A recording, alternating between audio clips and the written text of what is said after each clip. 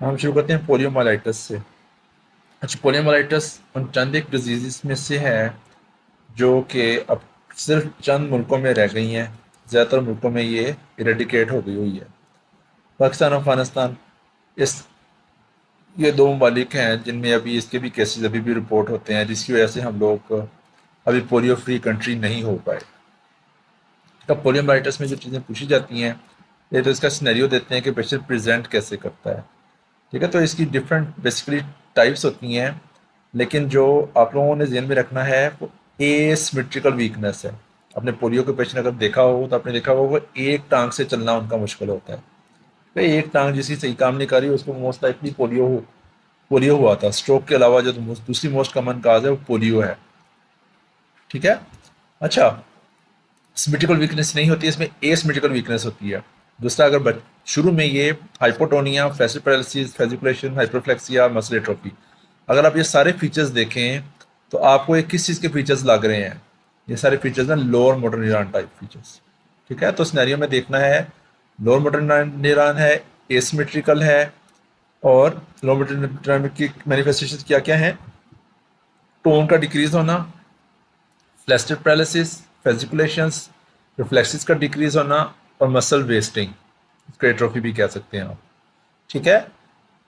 Initially patient को जब acute stage होती है तो उस स्टेज पे पेशेंट को रेस्पिरेटरी फेलियर भी हो सकता है। ठीक है।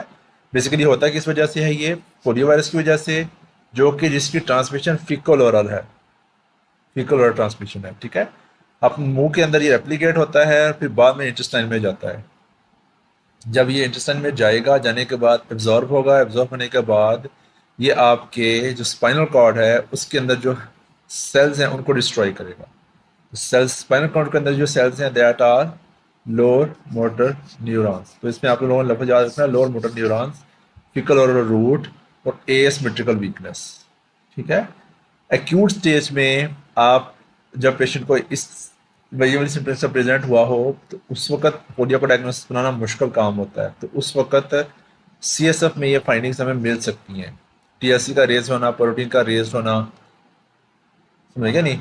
ये यूजली वाली फाइंडिंग सिर्फ एक्यूट स्टेज में यूजली आती है। जब पेशेंट को एक्यूट स्टेज गुजर जाती है उसके बाद फिर पेशेंट चलता फिरता है, फॉर लाइफ गुजर जाती है उसकी। चलने फिरने से क्या मुराद है कि एक टांग उसकी जो वो ज़ाया हो जाती है। दोनों भी हो सकती हैं, लेकिन एक टांग में कभी वीकनेस ज़्यादा होती है बनस्पत दूसरे की निस्बत। ठीक है। अच्छा, वायरस देखने के लिए हम लोग उसका पेशेंट का स्टूल करवाते हैं। एक टर्म यूज होती है उसको कहते हैं हर्ड इम्यूनिटी। हर्ड इम्यूनिटी, जो पोलियो की तो वायरस होता है, किसी इलाके में अगर किसी एक पेशेंट को पोलियो हो तो बाकी इलाके के लोग जो हैं अगर वो भी अफेक्टेड हैं तो उनके अंदर एक तरह की इम्यूनिटी हो जाती है। यानी कि अगर 60 लोगों को आप कतरे पिलाएं तो वो 100% लोगों तक वो पहुंच जाते हैं। इसको कहते हैं हर्ड इम्यूनिटी।